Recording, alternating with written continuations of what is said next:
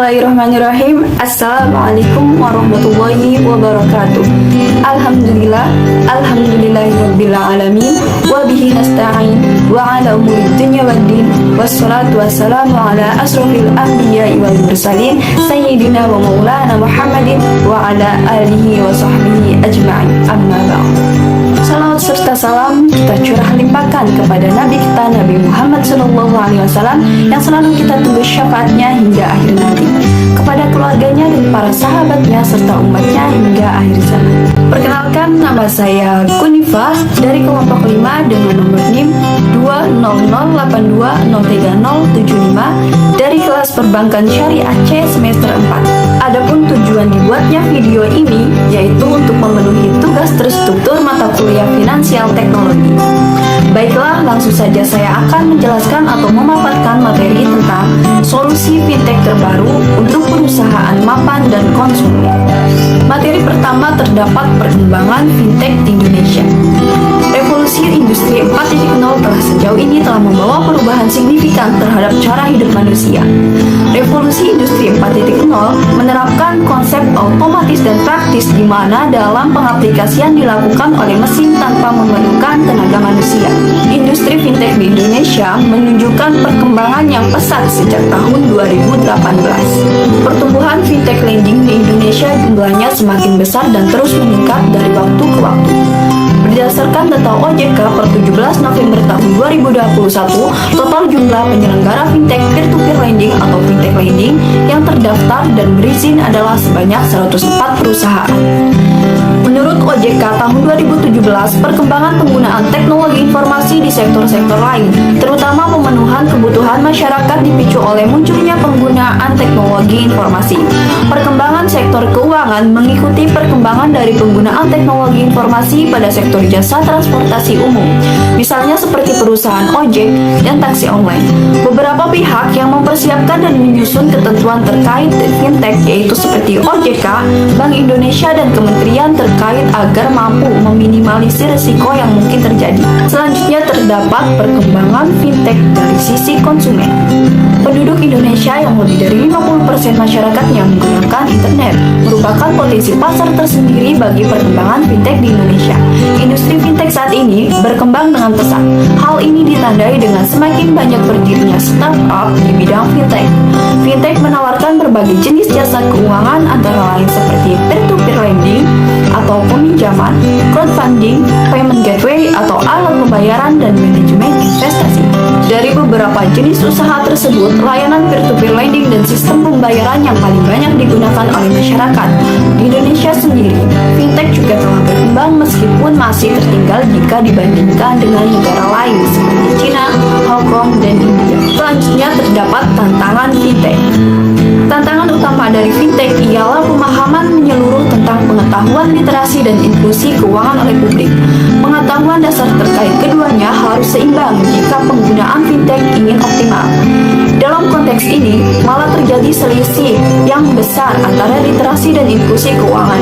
Penggunaan fintech memang tinggi, bahkan kini didukung banyak pihak, namun tidak disertai dengan pemahaman literasi keuangan. Alhasil, banyak pengguna fintech yang masih tidak bisa membedakan mana fintech legal dan mana yang ilegal. Oleh sebab itu, literasi masih perlu didorong oleh berbagai pihak, bukan hanya pemerintah, tetapi semua pelaku keuangan mulai dari perusahaan yang bergerak di bidang keuangan sampai para pengajar yang berhubungan dengan sektor keuangan. Peningkatan literasi tentunya akan mendorong pengetahuan yang cukup terhadap inklusi keuangan. Selanjutnya, salah satu contoh tantangan fintech terhadap perkembangan bisnis perbankan yaitu terkait dengan keamanan atau security. Teknologi keamanan yang makin canggih diikuti dengan makin canggihnya teknologi pencurian di ranah digital. Kejahatan perbankan yang sering dijumpai adalah pencurian identitas atau phishing. Selanjutnya terdapat solusi fintech dalam perusahaan mapan. Nilai akuisisi ketiga startup fintech ini tidak diungkap oleh Gojek, tetapi yang pasti langkah besar ini diambil Gojek untuk memperkuat layanan masa depannya, GoPay. Ketiga perusahaan fintech tersebut adalah Mitrans, Kartuku, dan Mapan, yang masing-masing memiliki peranan penting dalam meningkatkan layanan GoPay. Solusinya yaitu dengan adanya kolaborasi ketiga perusahaan ini diharapkan dapat memperkuat inovasi layanan keuangan Gojek. Dengan aksi ini akan menarik untuk melihat bagaimana Gojek mengeksekusi semua rencana dalam kolaborasi yang melibatkan banyak pihak. Telah jelas bahwa bergerak maju, lembaga keuangan yang mapan dan perusahaan fintech baru perlu berkolaborasi untuk terus mendorong inovasi dan memenuhi kebutuhan konsumen sementara sekaligus memenuhi persyaratan peraturan baru. Keberhasilan setiap set organisasi tergantung pada yang lain. Selanjutnya terdapat solusi fintech dalam konsumen. Beberapa jenis fintech yang sedang berkembang dan memberikan solusi finansial bagi konsumen di Indonesia diantaranya yaitu yang pertama, crowdfunding. Dengan adanya teknologi ini, masyarakat dapat menggalang dana atau berdonasi untuk suatu inisiatif atau program sosial yang mereka pedulikan. Contoh startup fintech model crowdfunding yang kini tengah populer di Indonesia adalah kitabisa.com. Selanjutnya terdapat mikrofinansi. Salah satu layanan fintech yang menyediakan layanan keuangan bagi masyarakat kelas menengah ke bawah untuk membantu kehidupan dan keuangan mereka sehari-hari. Salah satu startup dalam bidang ini adalah Amarta yang menghubungkan pengusaha mikro di pedesaan dengan pemodal secara online. Selanjutnya terdapat peer-to-peer lending service. Jenis ini lebih dikenal sebagai fintech untuk peminjaman uang. Salah satu contohnya yaitu Awan Tunai, sebuah startup yang memberikan fasilitas cicilan digital dengan aman dan mudah. Kemudian ada market compression. Dengan fintech ini dapat membandingkan macam-macam produk keuangan dari berbagai penyedia jasa keuangan. Fintech juga dapat berfungsi sebagai perencana finansial. Salah satu contoh fintech dalam digital payment system ini adalah Payface yang berbasis keagenan untuk membantu masyarakat Indonesia. Selanjutnya terdapat solusi bisnis to bisnis dan bisnis to consumer.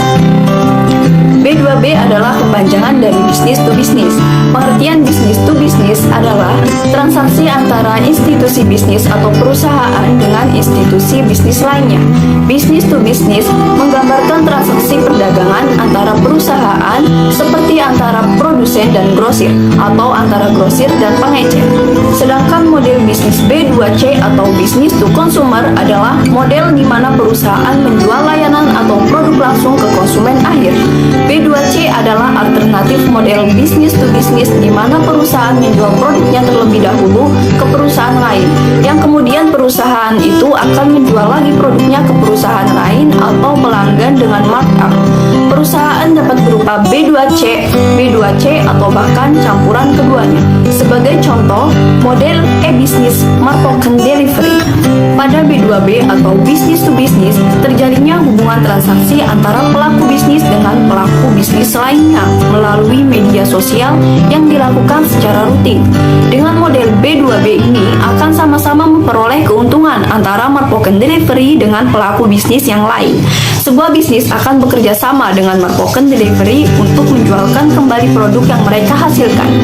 Martoken delivery menggunakan pelayanan pengiriman barang melalui kurir yang bertugas untuk mengantarkan barang kepada pelanggan. Pada B2C atau business to consumer, terjadinya interaksi bisnis antara pelaku bisnis dengan pelanggannya untuk melakukan transaksi jual beli. Dalam hal ini, pelaku bisnis dan konsumen sama-sama memperoleh keuntungan, yang mana pelaku usaha dapat mempromosikan produk barang dan jasanya melalui media sosial. Sedangkan konsumen cukup dengan menelusuri aplikasi martoken delivery untuk memperoleh informasi harga, ketersediaan, serta beberapa hal dalam penyediaan fasilitas perdagangan. Metode pembayaran yang digunakan adalah pembayaran elektronik dan pembayaran di tempat kepada kurir yang bertugas. Selanjutnya terdapat masuknya Apple ke pembayaran melalui Apple Pay. Apple Pay adalah sistem pembayaran digital dari Apple yang pertama kali rilis di tahun 2014. Aksesnya ada di dalam aplikasi wallet dan berguna untuk menggantikan akses kartu kredit atau kartu debit fisik yang biasa digunakan saat belanja di toko secara offline.